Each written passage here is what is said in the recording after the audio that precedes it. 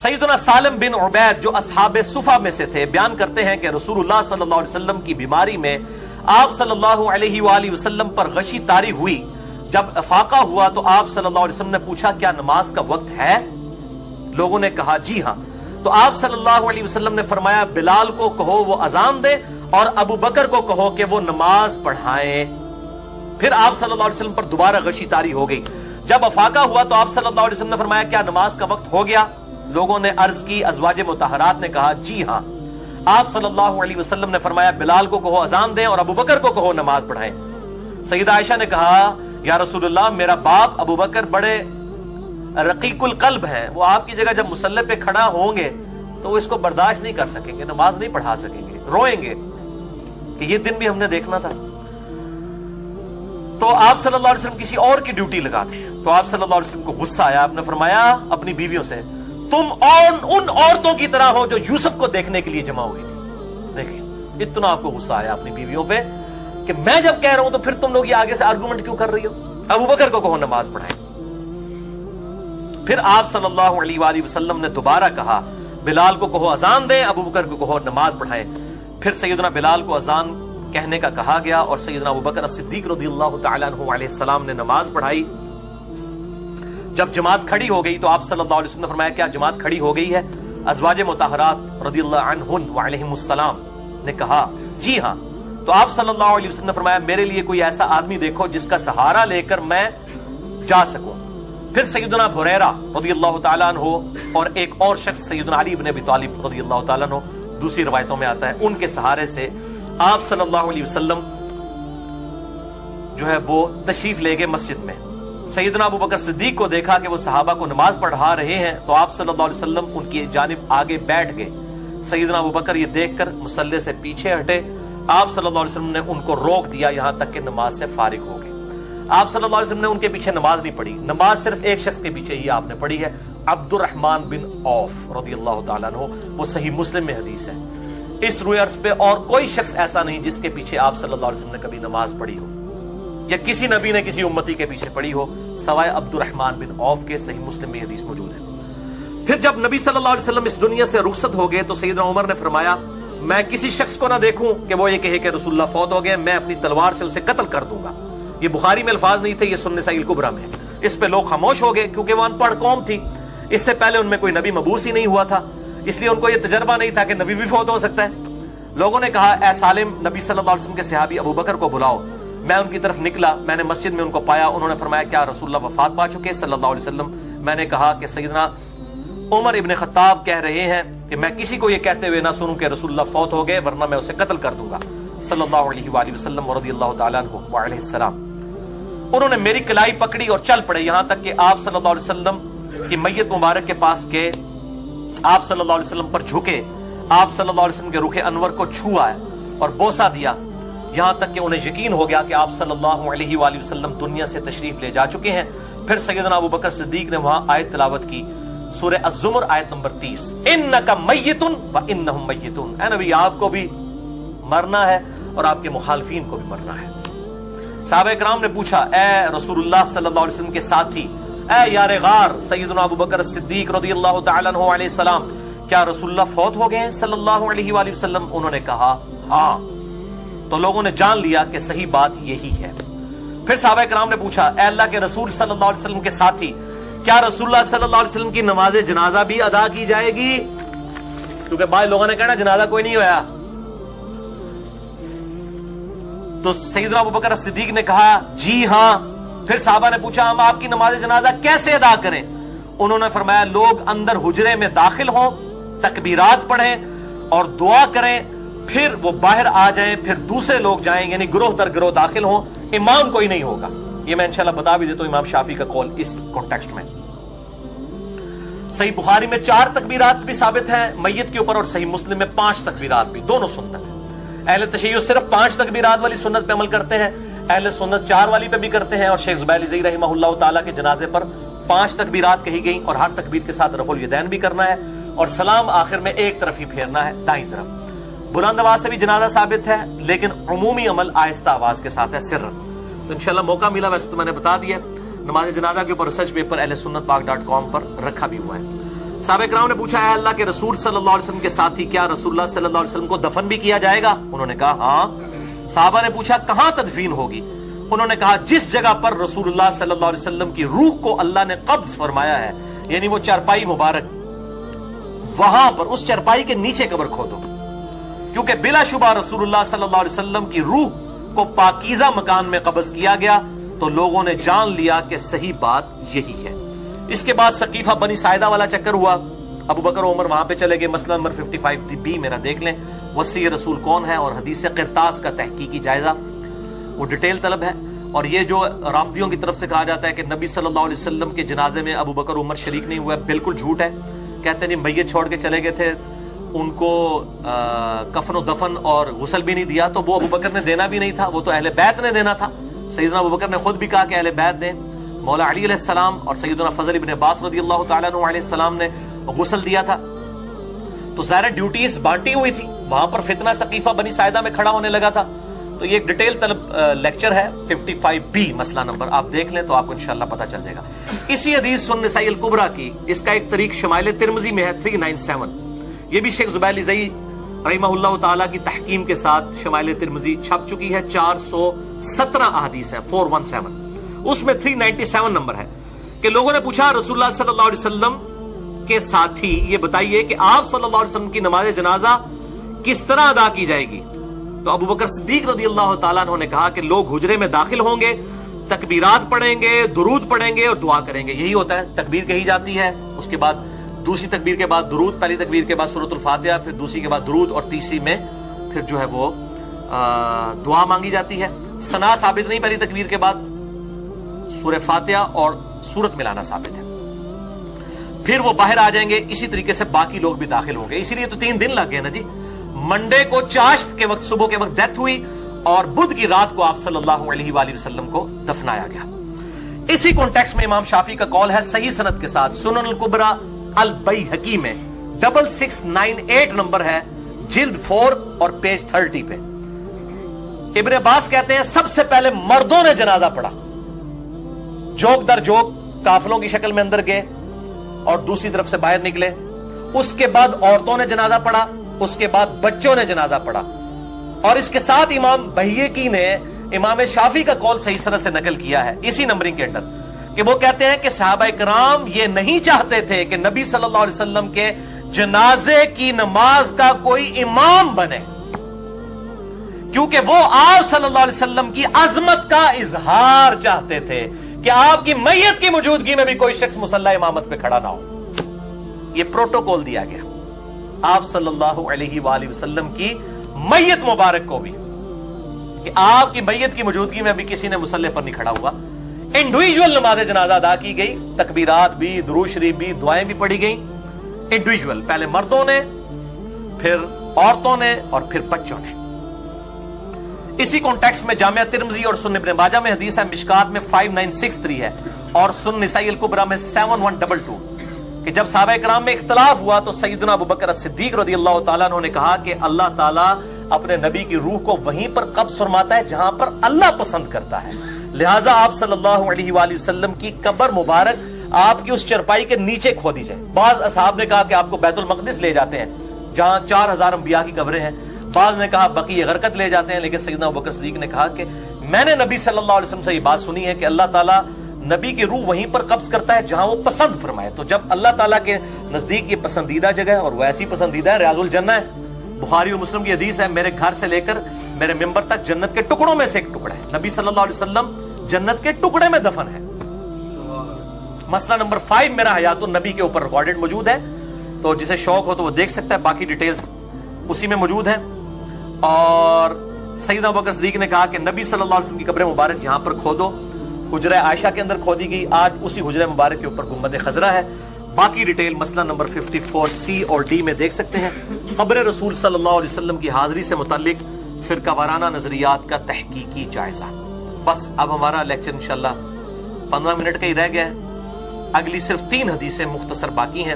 14ویں حدیث سنن نبی داؤد میں، سنن ابن ماجہ میں، اور دلائل النبوہ امام بیہقی کی کتاب میں ہے، مشکات میں بھی ہے۔ بڑی رکت انگیز حدیث ہے میرے بھائیوں۔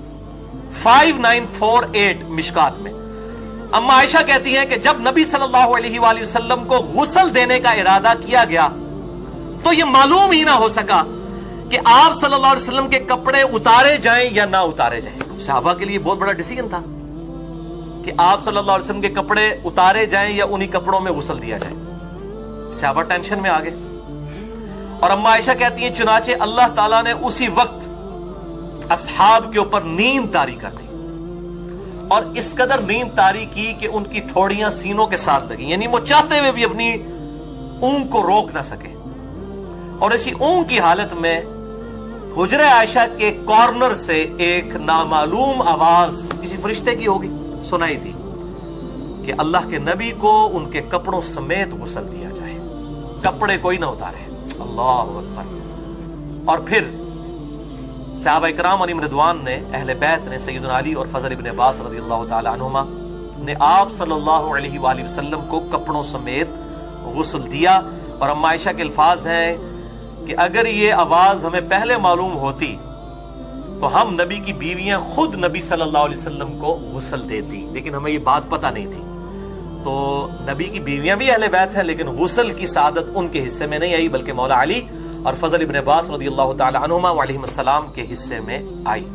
بلکہ سنن ابن ماجہ میں ایک حدیث ہے 1467 المستدرک للحاکم میں بھی موجود ہے. امام حاکم نے بھی صحیح کہا, امام ذہبی نے بھی موافقت کی, شیخ البانی نے بھی صحیح کہا کہ مولا علی رضی اللہ تعالیٰ عنہ کہتے ہیں کہ نبی صلی اللہ علیہ وسلم کو جب میں نے غسل دیا تو آپ صلی اللہ علیہ وسلم کے جسم پہ میں نے ہاتھ پھیرا, جس طرح وہ پیٹ پہ پھیرا جاتا ہے نا, تو کہتے ہیں کہ اللہ کی قسم نبی صلی اللہ علیہ وسلم اپنی زندگی میں بھی پاک تھے اور وفات کے بعد بھی پاک تھے, آپ کے جسم مبارک سے کوئی چیز نہیں نکلی. اللہ اکبر کبیرہ والحمد للہ کثیرہ وسبحان اللہ بکرۃ واصیلا. 15ویں حدیث صحیح مسلم سے, مشکات میں ہے 1693. سعد ابن ابی وقاص کی موت کا وقت جب قریب آیا تو انہوں نے کہا وصیت کرتے ہوئے کہ میرے لیے لحد بنانا, بغلی قبر. یہ لحد یہ ہوتی ہے کہ قبر کھودنے کے بعد جو قبلہ شریف والی سائیڈ ہے نا, اس کے اندر ایک غار نکالی جاتی ہے بغل سی, اس میں میت کو یوں شفٹ کیا جاتا ہے اور پھر اس کی وہ کھڑکی یوں بند کر دی جاتی ہے دیوار بنا کے, اور پھر باقی قبر کو بھر دیا جاتا ہے. اس کو بغلی قبر کہا جاتا ہے. جہاں پر مٹی گرے نا وہاں پہ یہ قبر بنانا آپ صلی اللہ علیہ وسلم کی سنت ہے, آپ کی بھی قبر مبارک. تو سعد ابن ابی وقاص کہتے ہیں کہ میری قبر بھی بغلی بنانا اور اس کی سائیڈ پہ اینٹیں لگا دینا جیسا کہ نبی صلی اللہ علیہ وآلہ وسلم کی قبر مبارک بنائی گئی تھی. اسی کانٹیکسٹ میں صحیح مسلم میں حدیث ہے مشکات میں 1694 کہ آپ صلی اللہ علیہ وسلم کی قبر مبارک میں سرخ رنگ کا کپڑا بچھایا گیا تھا. یہ وہ چادر تھی جو آپ اکثر استعمال فرماتے تھے بیٹھنے کے لیے, تو صحابہ نے اس کو تعظیماً آپ صلی اللہ علیہ وسلم کے ساتھ ہی دفن کر دیا قبر کے نیچے. اس میں الفاظ ہے فی قبری رسول اللہ, وہ لیتے ہیں اس میں سے, وہ ہمارے بریلوی علماء وہ کہتے ہیں دیکھیں قبر مبارک کے اوپر چادر چڑھائی گئی, وہ سمجھتے نہیں تھی پھر بھی سرخ ہے. علی قبری رسول اللہ نہیں ہے, فی قبری رسول اللہ. یہ پریپوزیشنز نہیں آتی ان کو, فی کہتے ہیں ان دا grave of Prophet صلی اللہ علیہ وآلہ وسلم, not on the grave of Prophet صلی اللہ علیہ وسلم, فی قبری رسول اللہ صلی اللہ علیہ وسلم, سرخ رنگ کی چادر. اسی کانٹیکسٹ میں صحیح بخاری میں صحیح بخاری میں حدیث ہے مشکات میں 1695 کہ نبی صلی اللہ علیہ وسلم کی قبر مبارک سیدنا سفیان التمار تابعی کہتے ہیں میں نے خود قبر رسول کو دیکھا ہے, وہ اونٹ کی کوہان جتنی اونچی تھی, یعنی تقریباً 10 انچ سے لے کے 1 فٹ تک, زیادہ اونچی نہیں تھی. اسی کانٹیکسٹ میں سنن ابی داؤد میں ایک حدیث ہے مشکات میں اس کا نمبر ہے 1712 قاسم بن محمد بن ابی بکر. محمد بن ابی بکر اما عائشہ کے بھائی ہیں اور ان کی والدہ جو تھی اسما رضی اللہ تعالی عنہا بنت عمیس, ان کے ساتھ نکاح سیدنا علی نے کیا تھا ابوبکر الصدیق کی وفات کے بعد. پہلے ان کی بیوی تھی. محمد بن ابی بکر کی پرورش سیدنا علی نے کی ہے, اس لیے جنگ جمل اور صفین میں یہ سیدنا علی کی طرف سے تھے اور اما عائشہ کو سمجھاتے بھی تھے.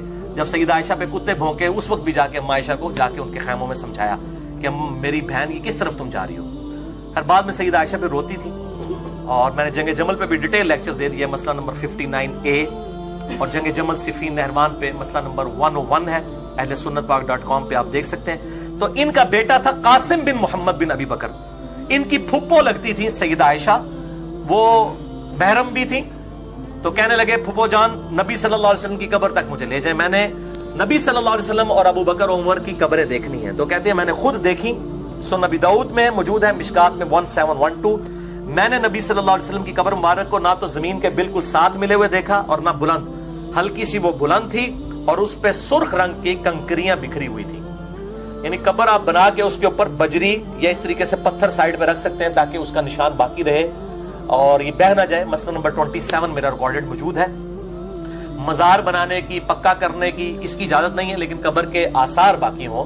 सही मुस्लिम में मौजूद है कि आप सल्लल्लाहु अलैहि वसल्लम अपनी वालदा की वफात के 50 साल के बाद अपनी वालदा की कब्र के ऊपर गए थे। ये मैंने हदीस उसके अंदर भी बताई है और नबी सल्लल्लाहु अलैहि वसल्लम के वालिदैन के ईमान से मुतालिक भी मैंने लेक्चर रिकॉर्ड करवा दिया है, मसला नंबर 98 ahlesunnatpark.com पे, जिसे शौक हो तो वो देख सकता है।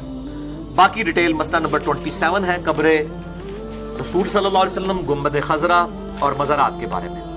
सेकंड लास्ट हदीस 16वीं सही बुखारी में है, मिशकात में 5961। ये भाइयों अब दर्दनाक हदीसें आने लगी हैं, रिक्कत अंगेज। अनस इब्न मालिक कहते हैं कि जब नबी सल्लल्लाहु अलैहि वसल्लम पर मौत की तकलीफ छाने लगी तो सैयदा फातिमा ने अर्ज की, अब्बा जान आप कितनी तकलीफ में हैं? आप सल्लल्लाहु अलैहि वसल्लम ने फरमाया, बेटा कोई बात नहीं, आज के बाद तुम्हारे बाप को कभी कोई तकलीफ नहीं आएगी।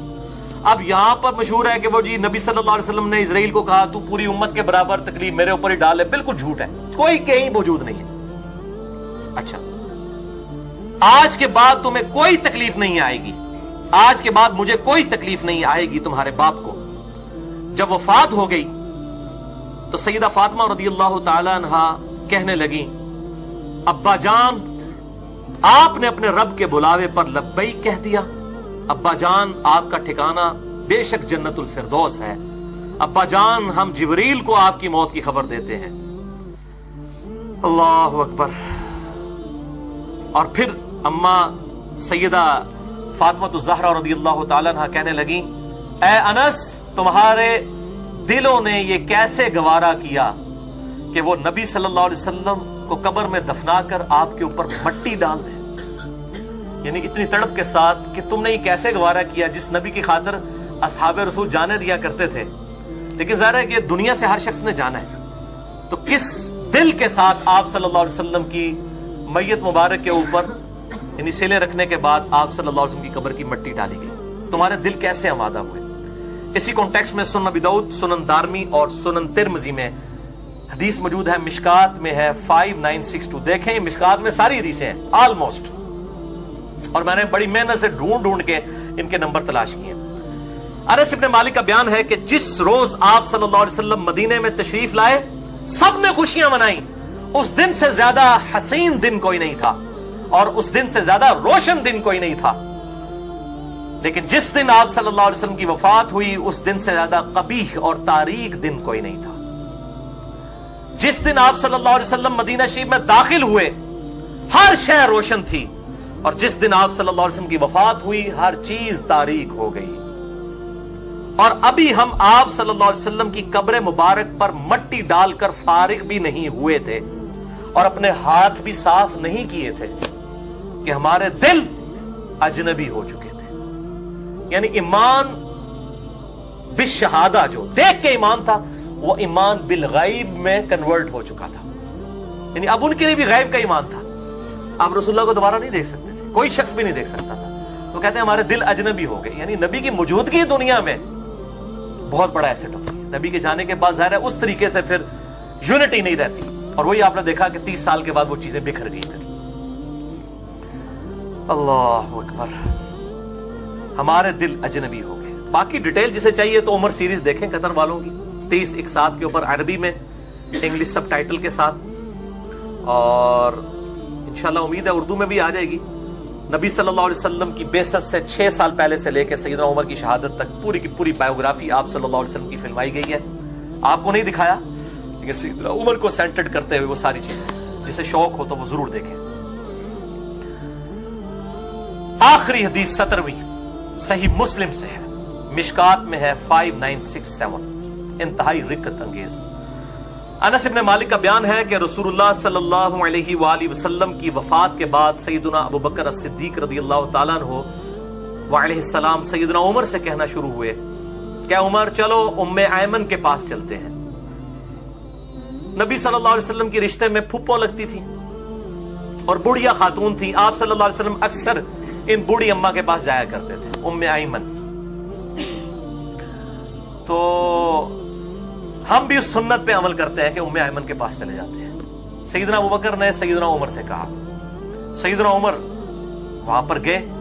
ابو بکر عمر رضی اللہ تعالیٰ عنہ نے جا کر کہا کہ اے اما جان ام ایمن, نبی صلی اللہ علیہ وسلم بھی اکثر آپ کے پاس آتے تھے, آج ہم بھی اس سنت پہ عمل کرتے ہوئے آپ صلی اللہ علیہ وسلم کی وفات کے بعد آپ کو ملنے کے لیے آئے ہیں, یعنی آپ اپنے آپ کو اکیلا تصور نہ کریں.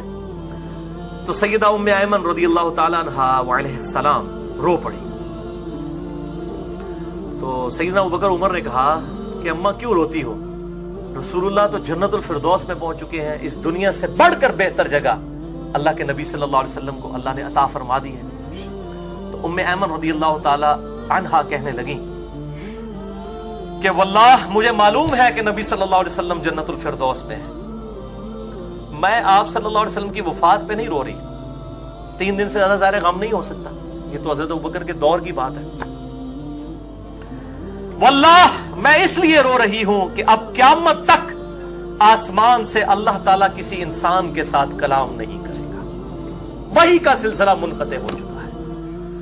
یہ جو اسپیکٹ ہے میرے بھائیوں کہ اب قیامت تک اللہ تعالیٰ نے کسی انسان کو یہ نہیں بتانا کہ کیا چیز غلط ہے اور کیا چیز صحیح ہے. نبی صلی اللہ علیہ وسلم کی ختم نبوت کی وجہ سے قیامت تک کے لیے اب اللہ تعالیٰ نے اپنا اس طرح کا رشتہ اس دنیا سے الگ کر لیا.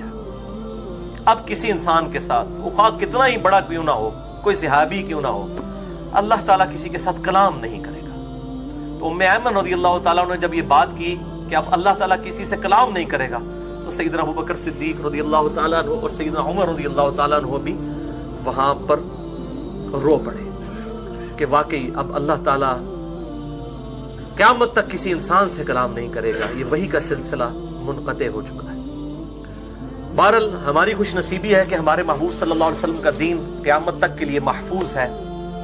یہ آخری کتاب آپ صلی اللہ علیہ وآلہ وسلم کی وصی ہے, یہ قیامت تک کے لیے امت کو دے کر گئے, سنت چھوڑ کر گئے, اہل بیت کا احترام, ان کی محبت چھوڑ کر گئے. اصحاب کی تعلیمات الحمدللہ محفوظ حالت میں قرآن و سنت میں موجود ہیں.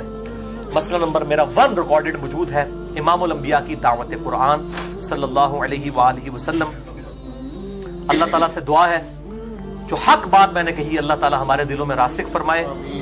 اگر جذبات میں میرے منہ سے کوئی غلط بات نکل گئی تو اللہ تعالیٰ ہمارے دلوں سے ہی محو کر دے. ہمیں کتاب و سنت کی تعلیمات پر عمل کر کے دوسرے بھائیوں تک پہنچانے کی توفیق عطا فرمائے.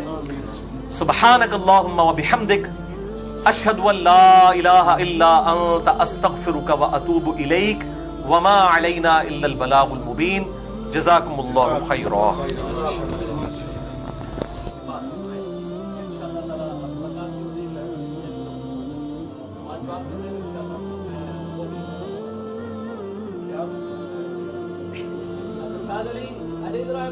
اچھا یہ بچے دو ان سے میں نے وعدہ کیا ہوا تھا آپ کو باہر بھی تلاوت اور نعت چھوٹی سی سنائیں گے, تو آ جاؤ بھائی, احمد علی آ جاؤ, آ جاؤ بیٹا. سیدنا انس بن مالک کہتے ہیں کہ سوموار کا دن تھا اور آپ صلی اللہ علیہ وسلم کے حکم پر سیدنا ابوبکر الصدیق رضی اللہ تعالی عنہ علیہ السلام نماز فجر میں ہماری امامت کر رہے تھے. اسی دوران آپ صلی اللہ علیہ وآلہ وسلم نے حجرہ شریف کا پردہ اٹھایا. کھجور کی چٹائی کا بنا ہوا تھا, ظاہر ہے وہ جب اٹھے گا تو آواز آئے گی مسجد کے اندر. اگر آپ کا رخ قبلہ شریف کی طرف ہو تو لیفٹ سائیڈ پہ آپ صلی اللہ علیہ وسلم کا حجرہ مبارک تھا, جہاں پر اب آپ صلی اللہ علیہ وسلم کی قبر مبارک ہے جس کے اوپر گنبد خضرا ہے.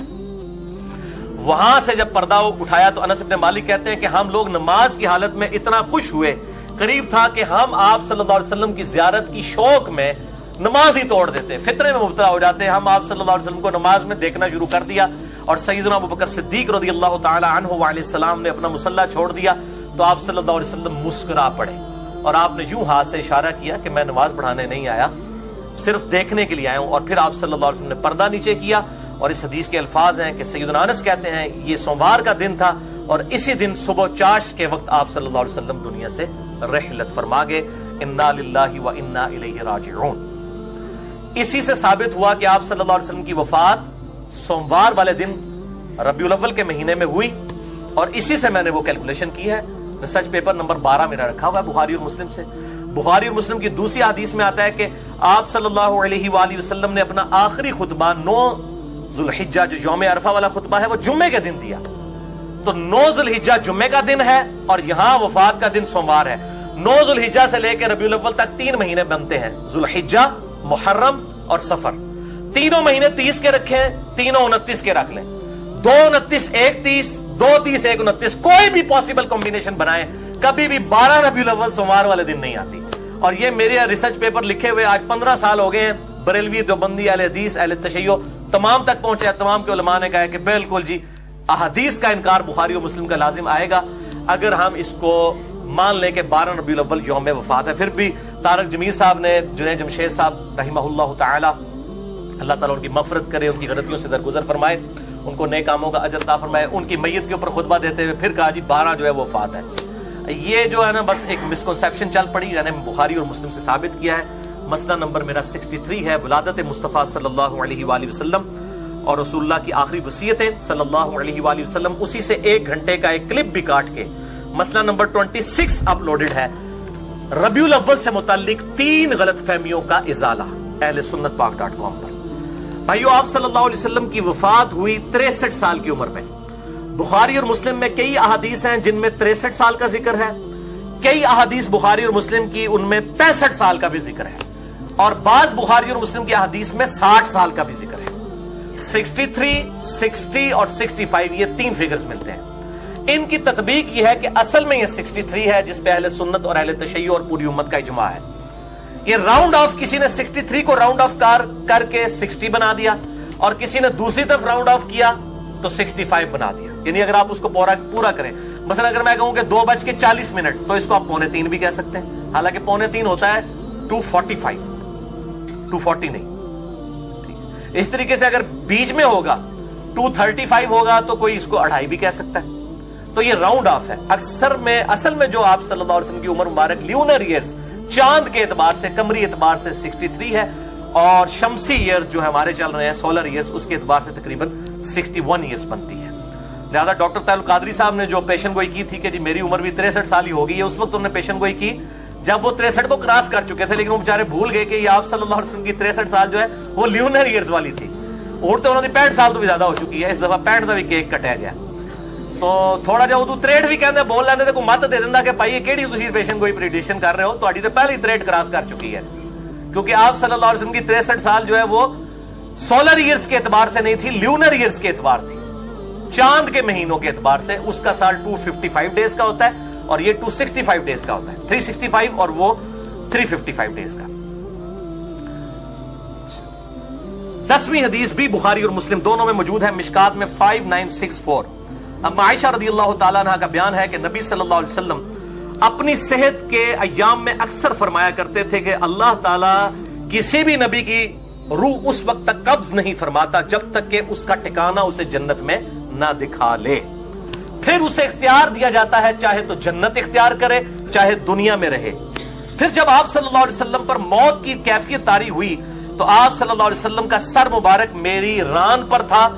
آپ صلی اللہ علیہ وسلم چھت کی طرف دیکھ رہے تھے، جب آپ کو بے ہوشی سے افاقہ ہوا تو آپ صلی اللہ علیہ وسلم نے کہا اللہم الرفیق الاعلی، اے اللہ مجھے ان اعلیٰ لوگوں کے ساتھ رفاقت ان کی عطا فرما۔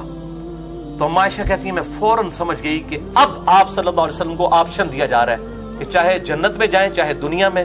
تو میں نے سمجھ لیا کہ آپ صلی اللہ علیہ وسلم اب دنیا کو اختیار نہیں فرمائیں گے، اور پھر یہ آپ صلی اللہ علیہ وسلم کے آخری الفاظ تھے اللہم الرفیق الاعلی، اور آپ صلی اللہ علیہ وسلم کی روح پرواز کر گئی، انا للہ و انا الیہ راجعون۔ اور بخاری اور مسلم کے ایک اور طریق میں ہے، مشکات میں 5960، کہ آپ صلی اللہ علیہ وسلم نے اس وقت یہ بھی کہا مع الذین انعمت علیہم من النبیین والصدیقین والشہداء والصالحین، مجھے سعادت نصیب فرما ان لوگوں کا جن پر تیرا انعام ہوا ہے، نبیوں میں سے بھی، صدیقین میں سے بھی، شہداء میں سے بھی اور صالحین میں سے بھی۔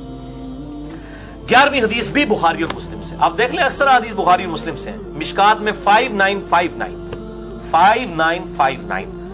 اما عائشہ رضی اللہ تعالیٰ عنہ کہتی ہیں کہ مجھ پر اللہ کا انعام ہے کہ آپ صلی اللہ علیہ وسلم نے میری باری کے دن میرے گھر میں میرے سینے اور تھوڑی کے درمیان سر مبارک تھا، وفات پائی، اور آپ صلی اللہ علیہ وسلم کی وفات سے پہلے اللہ تعالیٰ نے میرا لعاب اور آپ صلی اللہ علیہ وسلم کا لعاب دہن مبارک، تھوک مبارک ایک جگہ پر جمع فرما دیا۔ اور پھر اما عائشہ کہتی ہے میرے بھائی عبد الرحمن بن ابی بکر آئے رضی اللہ تعالیٰ عنہ، ان کے ہاتھ میں مسواک تھی تو آپ صلی اللہ علیہ وسلم نے اشارہ کیا، مسواک کی طرف آپ کا شغف تھا، تو میں سمجھ گئی، تو مسواک آپ کو دی گئی، آپ مسواک کرنے لگے۔ نزا کے عالم میں بھی اندازہ کریں دانتوں کی صفائی کی اتنی اہمیت ہے، چاہے مسواک سے ہو چاہے ٹوتھ برش سے ہو، اسے کوئی فرق نہیں پڑتا، مسواک کریں گے اس کا بھی ثواب ہے، ٹوتھ برش سے کریں گے اس کا بھی ثواب، اصل میں دانتوں کی صفائی مقصد ہے، ورنہ تو ہم کیا صابن کے ساتھ جسم دھوتے ہیں یا مٹی کے ساتھ؟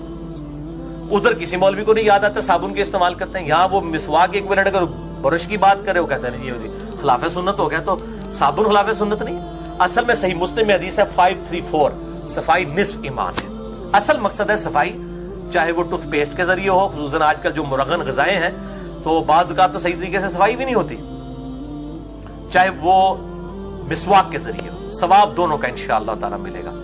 تو آپ صلی اللہ علیہ وسلم نے چبائی سخت تھی تو اما عائشہ کہتی ہیں کہ چبائی نہ گئی، تو میں نے آپ صلی اللہ علیہ وسلم سے مسواک لے کے اس کو چبا کے تو آپ صلی اللہ علیہ وسلم کے منہ مبارک میں ڈالی، وہ یہ کہہ رہی ہیں کہ میرا تھوک اور نبی صلی اللہ علیہ وسلم کا لعاب دہن جمع ہو گیا، آپ نے چبائی تو آپ کا تھوک مبارک سیدہ عائشہ کے منہ میں آیا، اور سیدہ عائشہ کا جو لعاب دہن ہے وہ نبی صلی اللہ علیہ وسلم کے لعاب دہن میں دوبارہ گیا، اور کہتی ہیں یہ میری، آپ دیکھیں کہ اصحاب جو ہے کتنی چھوٹی چھوٹی چیزوں کو نوٹ کیا کرتے تھے کہ ہمیں یہ شرف حاصل ہے۔